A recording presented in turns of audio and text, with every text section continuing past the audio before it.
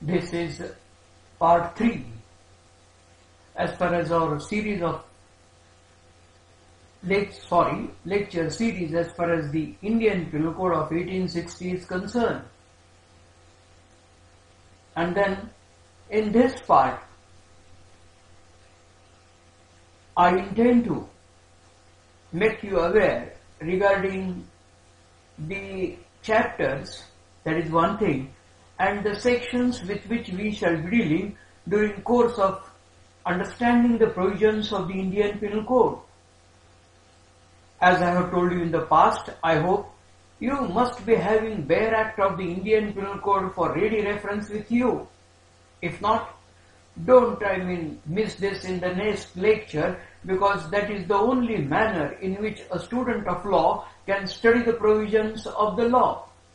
You should always, whether it is the Indian Contract Act, whether it is the Partnership Act, whether it is the Sale of Goods Act, whether it is the Negotiable Instrument Act, whether it is the Code of Civil Procedure, whichever may be the law. You may read, as I told you in the past, any book, no doubt about it, but you must, for ready reference, you must always have bare act with you, so that you read the section, and let me tell you, by reading the section not only once, but the number of times till you understand the section, you can understand most of the part as far as the spirit of the law is concerned by merely reading the words itself. N number of times. Depends upon an individual. No restriction as to the number of time for which you should go on reading the section, but go on repeating, go on revising, so it becomes very easy for you to understand. So this is the time that you have Indian Penal Code with you. In order to understand the provisions of the Indian Penal Code of 1860, you have to start right from section 1 and go up to section 511. And to understand that, as I told you in the past, you have to go through 23 chapters, out of which chapter number 1, you start right from section 1 and go up to section 5. And then what you understand?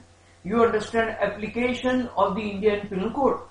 Imagine a situation, somebody who is a German national starts from Mumbai, goes to London, kills somebody at London, from there he goes to Paris, and then he goes back to Delhi, whatever may be the reason, and he is arrested at Delhi on the accusation of the offence of murder which has taken place at London. Whether he can be taken before the criminal court at Delhi is the question for our consideration. Whether he can be tried as per the provisions of the Indian Penal Code is the next question that we have to answer. And then, for the purpose of answering this, today I have just raised the question. But in order to find out the answer to this question, you have to refer to first chapter of the Indian Penal Code, right from section 1 up to section 5 of the Indian Penal Code, dealing with intra-territorial and extra-territorial operation of the Indian Penal Code. Now when we shall be dealing with this chapter, as usual, section 1, which talks about applicability, which says the code extends to the whole of the India except the state of Jammu and Kashmir. And then why Jammu and Kashmir is excluded as far as the application of the Indian Penal Code of 1860 is concerned. For that, what you have to refer to? You have to refer to Article 370 of the Constitution of India. And then when you work out details as far as Article 370 of the Constitution of India, you will realize the importance. You will realize why this is not made applicable to the state of Jammu and Kashmir, though part and parcel of the territory of India. Indian Penal Code is applicable when the offence takes place within the territory of India. Yes, made very clear as far as section 2 is concerned. But then when you read section 3 and 4, you come to know it's not that Indian Penal Code is not applicable when the offence is committed beyond the territorial limits of India. It is also made applicable. And this is required to be read along with section 188 of the Criminal Procedure Code. We are dealing with the provisions of the Indian Penal Code, no doubt about it.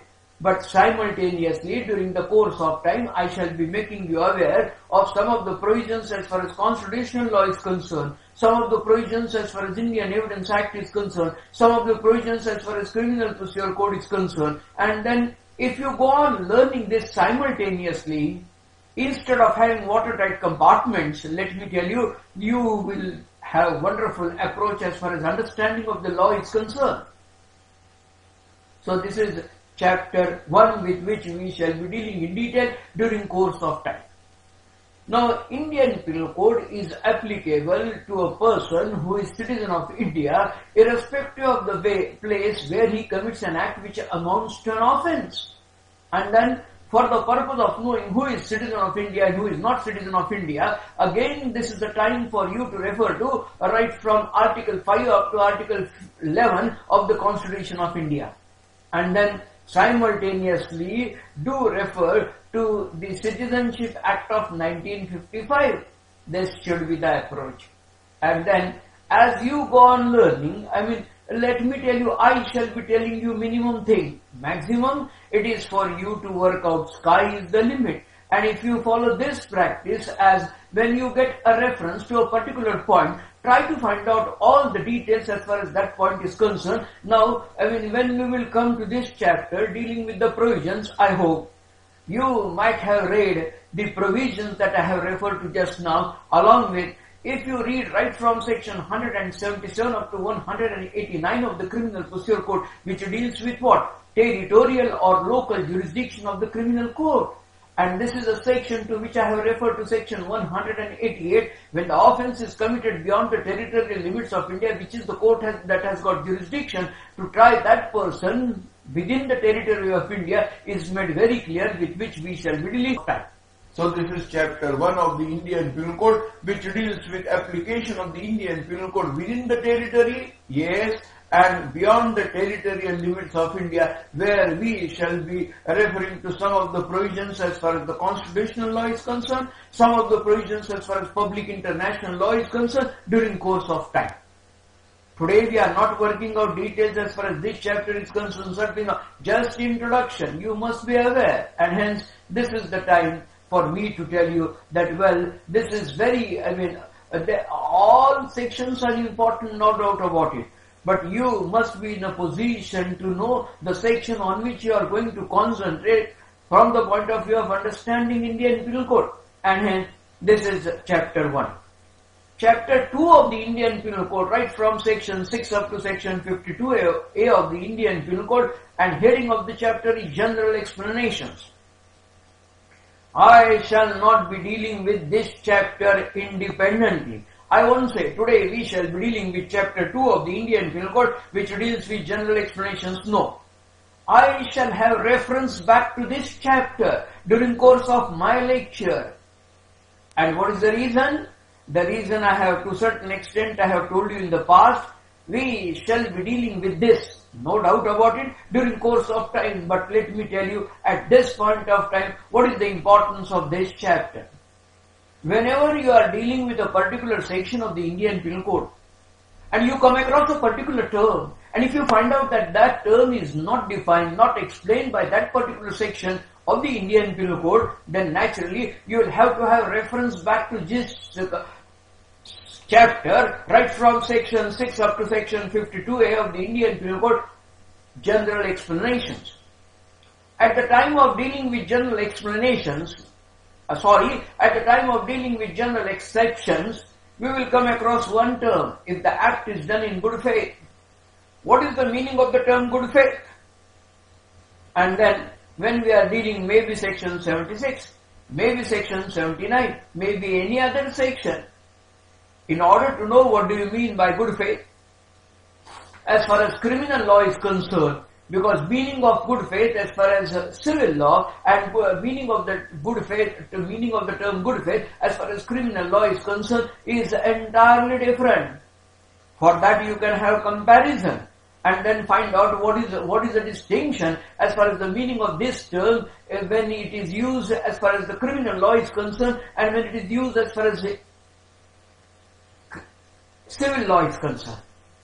And that you will understand When we refer to or try to understand section 52, which defines what do you mean by good faith as far as Indian Penal Code is concerned. Yes, there are various terms to which we shall be coming across during course of our lecture. When you can say that the state of the mind of an individual was dishonest at the time of doing a particular act, dishonestly is defined by section 24 of the Indian Penal Code. When somebody commits the offence of cheating, the act is required to be done fraudulently on his part. State of the mind is described by the term fraudulently. What do you mean by fraudulently is defined as per section 25 of the Indian Penal Code is concerned. A person is said to do a thing fraudulently if he does that thing with the intent to defraud but not otherwise. Made very clear as far as section 25 is concerned, with which we shall be dealing during course of time. So this is fraudulently. Sometimes you may come across, you may be required to know what do you mean by illegal. And then in order to know the meaning of this term illegal, you have to refer to section 43 of the Indian Penal Code. What do you mean by an offence is defined as far as section 40 of the Indian Penal Code is concerned, with which we shall be dealing. What do you mean by special law is defined as far as section 41 is concerned. What do you mean by local law is defined as far as section 42 is concerned. When we refer to life, that is defined as far as section 45 is concerned. What do you mean by death is defined as far as section 46 is concerned. And then as we proceed further, you will come to know that what do you mean by reason to believe is defined as far as section 26 is concerned. Whereas when you want to know what do you mean by voluntarily, in order to understand, let me tell you, as a student of law, remember one thing forever. The meaning of the term as far as common parlance, as it is understood in common parlance, is entirely different as far as law is concerned. Voluntarily is defined as far as section 39 of the Indian Penal Code is concerned. This is the state of the mind of an individual with which we shall be dealing during course of time. For example, when we will deal with section 321 of the Indian Penal Code, that defines, that makes what is an offence. Voluntarily causing hurt is an offence. Section 322, voluntarily causing grievous, it is an offence. Or when you refer to section 339 of the Indian Penal Code, which defines the offence of wrongful restraint, you will come to know that if whoever voluntarily obstructs any person, so this is, what do you mean by voluntarily? If you do an act of your own accord, it can be said that it is done voluntarily. But as far as Indian Penal Code is concerned, it has got different meaning, and that is because it is defined by section 39 as far as general explanations are concerned, which says a person is said to cause an effect voluntarily when he causes it by means whereby he intended to cause it, or by means which at the time of employing those means he knew or had reason to believe to be likely to cause it. So this is the meaning of the term voluntarily as far as section 39 is concerned. During course of time, we will come across terms like injury. And then what is the meaning of injury as far as day-to-day life is concerned is entirely different as far as the Indian Penal Code is concerned. When you want to find out meaning of the term injury, you have to refer to section 44 of the Indian Penal Code, which says the word injury denotes any harm, whatever illegally caused in body, mind, reputation or property. What is that? With which we shall be dealing in detail, no doubt about it. But this is the time for me to make you aware that as a student of law, when you are dealing with the provisions of the Indian Penal Code, when you want to know meaning of a term, the first thing that is required to be done on your part, you read the section and try to find out whether that term has been defined or explained as far as that section is concerned. If it is not, then immediately have reference back right from section 6 up to section 52 of the Indian Penal Code, so that you will understand, when you refer to the chapter general explanation, you will understand the meaning of the term. This is just by way of illustration that I have, started telling you the importance of the chapter. When you want to know what do you mean by public servant, the time for you to refer to section 21 of the Indian Penal Code, where you come across 12 categories. And if he falls under any one of the categories which are enumerated as far as section 21 of the Indian Penal Code is concerned, he is what is known as public servant. When you want to know the term who is judge, in order to know that you have to refer to section 19 of the Indian Penal Code. So this should be your approach from the point of view of this chapter. Don't try to understand this chapter independently. Don't start reading this chapter. As you go on reading, you read chapter 1, you start reading chapter 2. Certainly not. Don't. It may not be possible for you to understand, let me tell you. But then, have reference to this chapter as and when you come across a particular term. And then, with this now, as we proceed further, in order to know what do you mean by document, you will understand the term document provided, during the course of time when we shall be dealing with the offence of extortion defined by section 383. This says, whoever intentionally puts any person in fear of injury to himself or to any other person and thereby dishonestly induces the person so put in fear to deliver any property or valuable security or anything signed or sealed which can be converted into valuable security commits extortion. In order to know valuable security, you refer to section 30 of the Indian Penal Code. But in order to know valuable security, you must know what do you mean by document, which is defined as far as section 29 of the Indian Penal Code is concerned.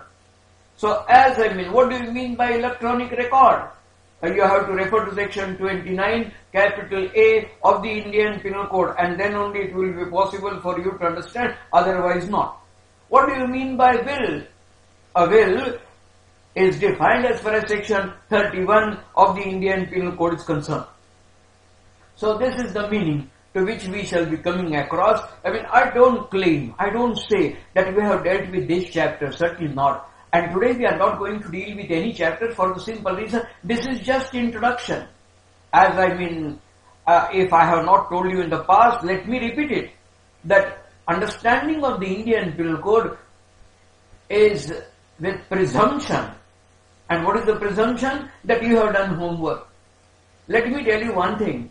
When I was in the school, my teacher used to tell me that whenever you come to the class, before you come to the class, you read the topic with which your teacher is going to deal and then come to the class.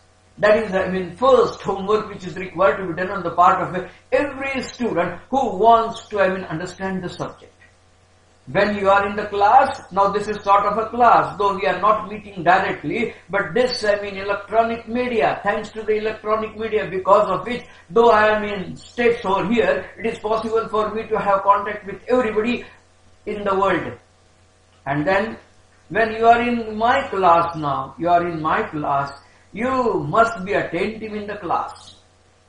Once the topic is over, once the lecture is over, you go back again and start reading the same.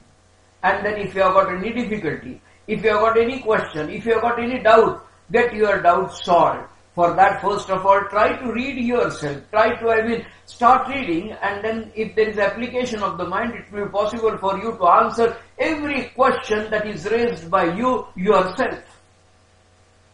And then, in case of any problem, in case of any difficulty, well, I am with you forever. And hence, if this is the approach that is followed by you, as I am telling you, you read, you start reading before, and then come to the class, and then it will be very easy for you to understand the subject with which we are dealing. So this is the importance as far as second chapter of the Indian Penal Code is concerned. But before I proceed to the next chapter, let me draw your attention. At times, for example, when we shall be dealing with section 146 of the Indian Penal Code, which defines rioting, we come across one term, violence. Now you want to know the meaning of the term violence. What you will do? You will naturally, as it is told by Professor H.P.Deshmukh, naturally you will have reference back right from section 6 up to section 52A of the Indian Penal Code.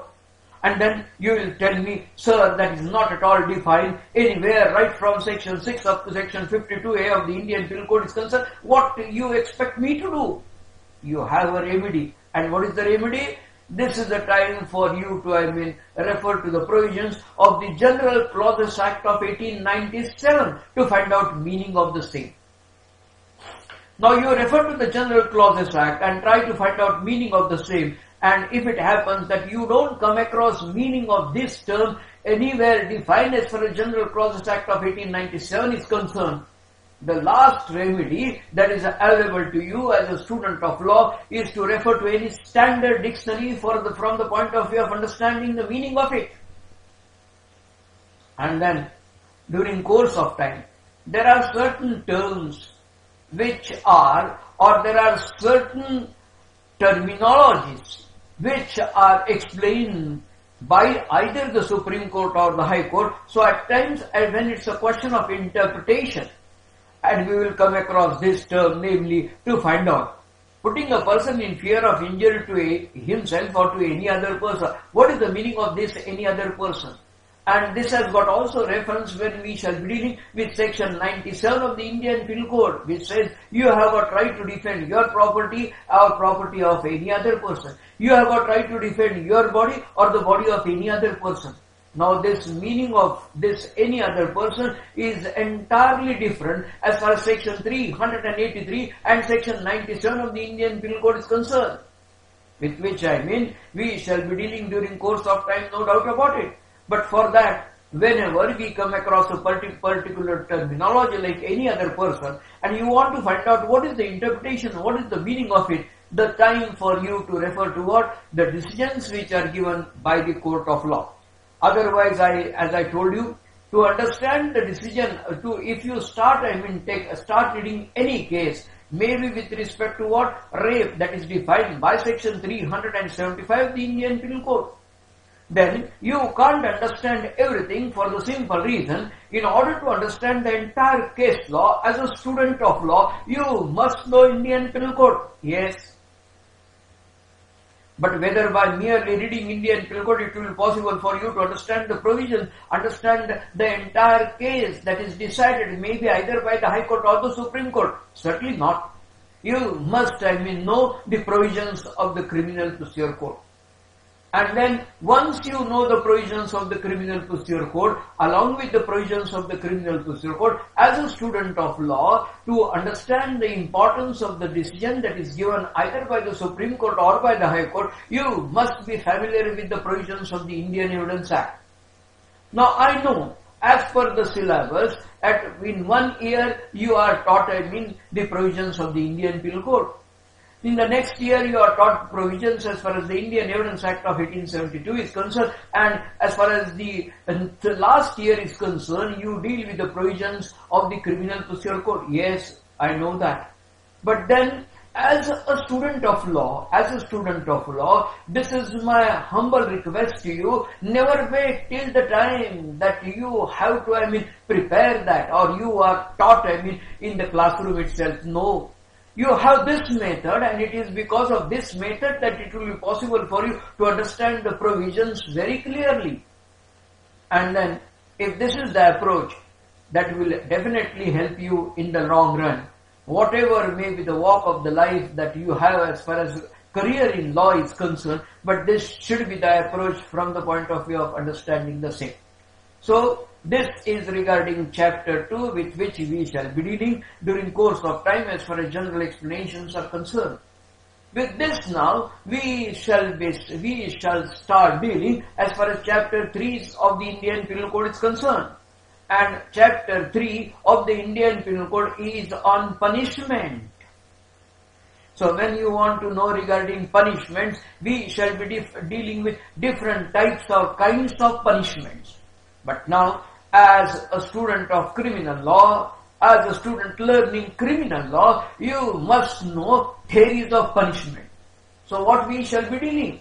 During course of time, we will try to understand different theories of punishment and what are the different kinds of punishment, and rest of the parts with which we shall continue our discussion as far as next part of our series of lectures is concerned.